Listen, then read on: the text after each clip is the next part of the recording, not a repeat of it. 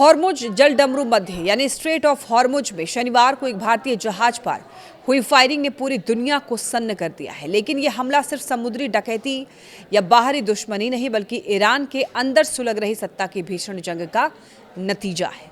नमस्कार, मेरा नाम है लक्ष्मी। देखिए, भारतीय खुफिया सूत्रों से मिली जानकारी के मुताबिक भारतीय टैंकरों के पास हुई ये वार्निंग फायरिंग दरअसल ईरान के विदेश मंत्री अब्बास अरागची की कूटनीति के खिलाफ उनकी अपनी ही सेना की एक खुली चुनौती थी।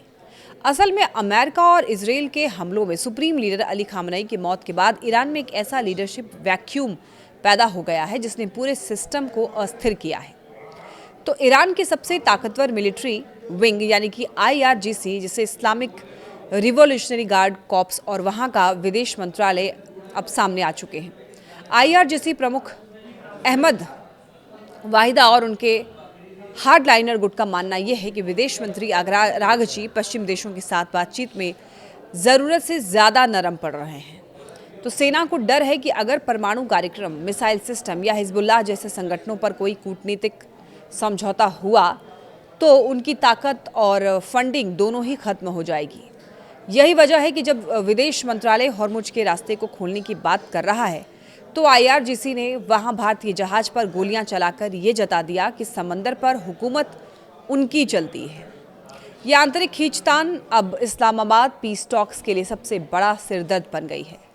IRGC की जिद है कि उनके करीबी अधिकारी मोहम्मद बाकर जुलगदर को बातचीत की टीम में शामिल किया जाए ताकि पूरी डील पर उनका कंट्रोल रहे।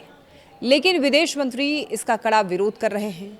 विशेषज्ञों का ये मानना है कि ईरान अब एक ऐसा देश बन चुका है जहां सत्ता के कई केंद्र हैं और हर कोई अलग दिशा में खींच रहा है।